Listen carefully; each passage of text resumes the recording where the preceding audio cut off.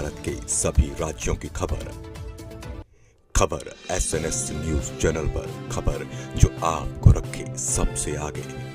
नमस्कार, मैं विशाल Patel, SNS TV में एक बार फिर से आपका स्वागत है। आइए रुक करते हैं कुछ खास खबरों की ओर और दिखाते हैं SNS टीवी की यह खास रिपोर्ट। नमस्कार, मैं विवेकानंद पटेल खबर SNS टीवी में एक बार फिर से आपका स्वागत करता हूं। जैसा कि आप देख रहे हैं, मेरी उपस्थिति वाराणसी के विधानसभा अजगरा ग्राम सभा है प्रतापपुर। यहाँ पे एक शिवालय बनाया गया है, जिन महात्मा के प्रादुर्भाव से शिवालय बनाया गया है उनका नाम ब्रह्मचारी अरविंद बाबा जी महाराज जी है। और आप देख पा रहे हैं कि यहाँ पे लगभग 7 दिन से शिव महापुराण का आयोजन किया गया है। आज लास्ट डेट है और आज तारीख 13 अप्रैल है और यहाँ पे भव्य भंडारे का आयोजन किया गया है, जिससे कि आसपास के गांव के लोग काफी मात्रा में भंडारे में सहयोग दिए हैं और भंडारे को संपन्न करने का कोशिश किए हैं। आइए जो अरविंद महात्मा जी हैं उनसे हम समाज कल्याण के विषय में कुछ ज्ञानवर्धक बात करते हैं और ज्ञान लेते हैं। जी हाँ दोस्तों, हमारे बीच हैं स्वामी श्री अरविंद महाराज जी। आइए हम जो भव्य भंडारा का आयोजन किया गया है आप ही के माध्यम से हुआ है, आइए हम इसे कुछ वार्तालाप करते हैं। जी महाराज जी, अपना पूरा परिचय दीजिए अखाड़े से। हम पंच निर्वाणी अन्य अखाड़ा हनुमानगढ़ी अयोध्या से जुड़े हैं।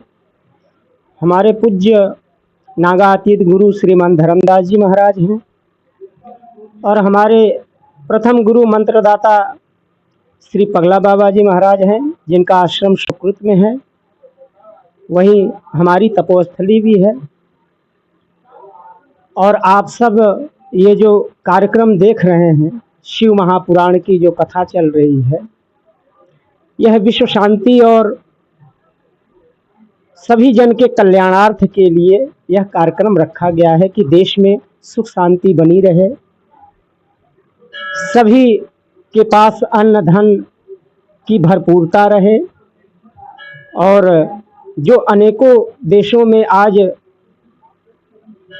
युद्ध की स्थिति है उससे हमारा देश सुरक्षित रहे और हम नित नई हमारी जो संस्कृति है उस पद्धति को बचाने के लिए भगवान की कथा का आयोजन किया गया, ताकि सभी को जन जागृति हो, भगवान की कथा से सबको जीवन जीने की कला प्राप्त हो। क्योंकि जीवन जीने की जो पद्धति है, जो नियम है, वो हमारे वेद शास्त्र में बताए गए हैं। इसलिए संतों को शास्त्र का ज्ञान रहता है तो वे जन जन को उस ज्ञान को प्रवाहित करने के लिए ऐसे दिव्य कार्यक्रमों का आयोजन करते हैं। और सभी ग्रामवासी, क्षेत्रवासी, जनता जनार्दन के सहयोग से यह कार्यक्रम संपन्न हो रहा है। यह किसी एक के माध्यम से नहीं हो रहा है। इसमें सभी जन का जो जितना सहयोग दिया उसके सहयोग को लेकर के हमने ये कार्यक्रम विश्व शांति और धर्म के विस्तार के लिए, अपने धर्म की उन्नति के लिए यह आयोजन रखा गया, जिसका आज विश्राम दिवस है, 7वां दिवस है। 7 तारीख से कलश शोभा यात्रा से प्रारंभ होकर के यह कथा निरंतर प्रवाहित हो रही थी और उज्जैन से चल करके हमारे व्यास जी महाराज आए हैं, राजेंद्र कृष्ण शरण जी महाराज। उनकी अपनी एक चैनल है लाडली मीडिया, वे चैनल में अपना प्रसारित भी कर रहे हैं ताकि इसको सभी जगह इसका प्रचार हो। जी महाराज जी, जैसे कि यहाँ के आसपास के लोग शिव महापुराण पर सुन के कृतार्थ हो रहे हैं और कहा जाए तो ऑल इंडिया या विदेशों तक जो नहीं सुन पा रहे हैं उनका जो है आत्म कल्याण किस माध्यम से किया जाए, मतलब हो सकता है मंत्र जाप या योग साधना, कौन सा पद्धति ज्यादा अच्छा रहेगा आम जनमानस या गृहस्थों के लिए? अच्छा, तो जिनके पास समय नहीं है वेद शास्त्र को श्रवण करने का और कथा श्रवण करने का, जिनके पास नहीं समय है, जो दूर दराज हैं, वे भगवान नाम का सहारा लें, क्योंकि भगवान नाम सबको सुलभ है। कलयुग केवल नाम आधारा, सुमिर सुमिर नर उतरहि पारा। इस कलिकाल में भगवान का नाम ही इस जगत से तरने के लिए काफ़ी है। नौका है भगवान का नाम। हमारे संत जन और वेद शास्त्र कहते हैं कि ये नौका है भगवान का नाम। तो जो नाम का सहारा लेगा तो धीरे धीरे भगवत कृपा होगी तो उसको सब कुछ सुलभ हो जाएगा। नवधा भक्ति में भगवान ने बताया है, प्रथम भगति संतन कर संगा, दूजी भक्ति कथा प्रसंगा, तीसरी भक्ति अमान, ऐसे करके 9 भक्तियों को जो हमारे वेद शास्त्र में वर्णित किया गया है। तो प्रथम भक्ति संत से शुरुआत होती है और मंत्र जाप मम दृढ़ विश्वासा पंचम भक्ति है। तो ये किसी एक भक्ति को अगर जीव पकड़ ले तो उसका कल्याण संभव है। जैसा कि महाराज इस समय कलिकाल अपने परम वेग में है और गुणों का आवेग आता जाता है। इस समय तमोगुणी प्रवृत्ति ज्यादा है मनुष्यों में, उसका जो है निस्तारण किस माध्यम से जो तमोगुण का अवरोध हो, जिससे सत्वगुण का प्रादुर्भाव हो आम जनमानस में और समाज जो है या फिर कह लें देश विदेश ज्यादा सुदृढ़ता से मनुष्य जीवन अच्छे से जी सके, उसके लिए क्या हम करना चाहिए आम जनमानस? तो सर्वप्रथम इस कलिकाल में इतनी अशुद्धि क्यों हुई? हमारे खान पान की वजह से हमारा आहार विहार बदल चुका है। हर किसी का अशुद्ध भोजन करने से हमारी बुद्धि विकृत हो रही है और भोजन हम बनाते हैं जरूर, पर उस भोजन को भगवान को नैवेद्य नहीं करते तो उस अन्न की अशुद्धि दूर नहीं होती और उसके कारण हमारी बुद्धि विकृत होती है। सभी की बुद्धि विकृत होकर के नाना प्रकार के इस माया जंजाल में ही भ्रमित रहती है। तो जब हमारा आहार विहार शुद्ध होगा तो हमारे विचार, हमारे मनोभाव शुद्ध होंगे, हमारे कर्म शुद्ध होंगे, तब हम देश का, राष्ट्र का, अपने सभी आसपास सभी जनों का कल्याण कर सकते हैं। तो सबसे पहले हर जीव को अपना आहार विहार और अपने रहन सहन को शुद्ध करना पड़ेगा।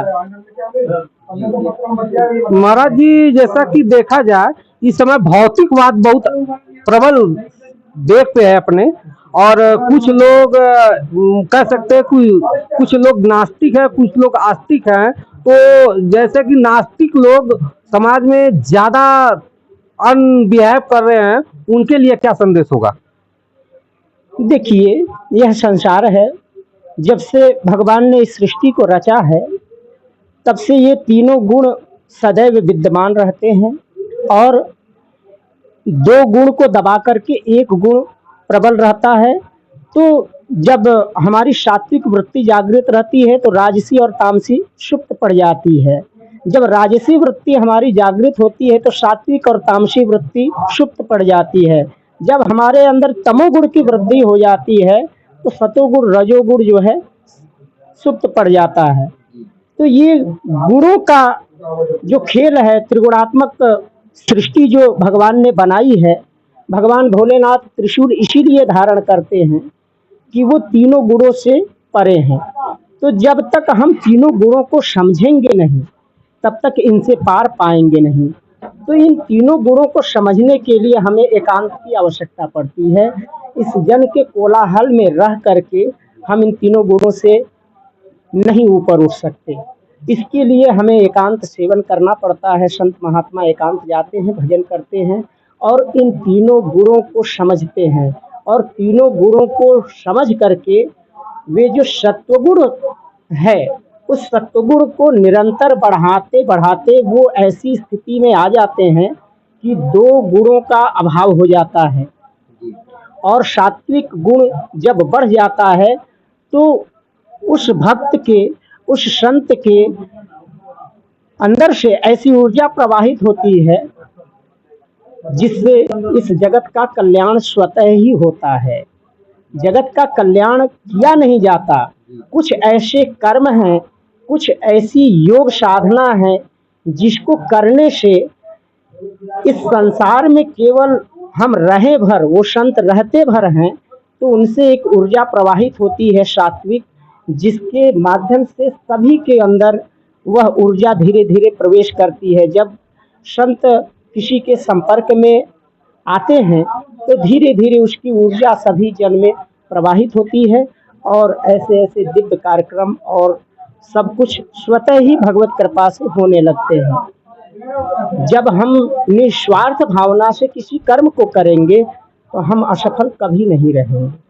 जी महाराज, लास्ट सवाल ये होगा कि जैसा कि इस समय अगर आम जनमानस के लोग गुरु खोजने चले या गुरु करने चले तो सतगुरु या फिर परम गुरु का पहचान क्या हो, किस हिसाब से वो नतमस्तक हो कि यही गुरु सतगुरु है? देखिए, गुरु कोई शरीरधारी नहीं होता। मेन बात, ज्ञान ही गुरु है। ज्ञान को गुरु कहा गया। तो ज्ञान जहाँ भी दिखे वहीं से उस ज्ञान को ग्रहण कर लेना है। हम शरीर में नहीं रहेंगे तो क्या गुरु मर गए? जिनको हम गुरु बनाते हैं, अगर वो शरीर उनका छूट गया तो क्या गुरु नहीं रहे? नहीं। इसलिए ज्ञान वृत्ति जिसके अंदर जागृत है, जिन्होंने अपनी ज्ञान वृत्ति को जागृत कर लिया, वही गुरु की उपाधि से विभूषित होता है और वही गुरु है। ये नहीं कि कोई मंत्रदाता गुरु होता है। ज्ञान की एक सीमा है, ज्ञान असीमित है, ज्ञान की कोई सीमा नहीं है। पर उस ज्ञान को प्राप्त करने के लिए हर जीव को भगवत आराधना और सेवा अनिवार्य है। और भगवत आराधना और सेवा बड़ा सुलभ है।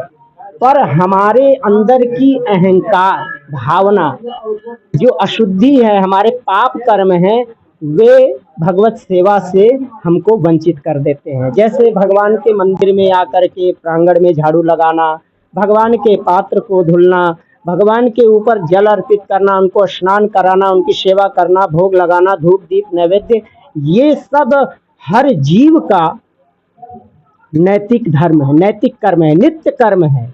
पर उस नित्य कर्म से हम वंचित हो गए। हम तो देखते हैं कि इस जगत में जीव को सोना और नित्य जागरण की क्रिया तक नहीं मालूम, तो कल्याण इस जीव का कैसे होगा? पहले अपने नित्य कर्म को समझना पड़ेगा। नित्य कर्म जब हमारे शुद्ध हो जाएंगे तो फिर स्वतः ही सारी भक्ति और ज्ञान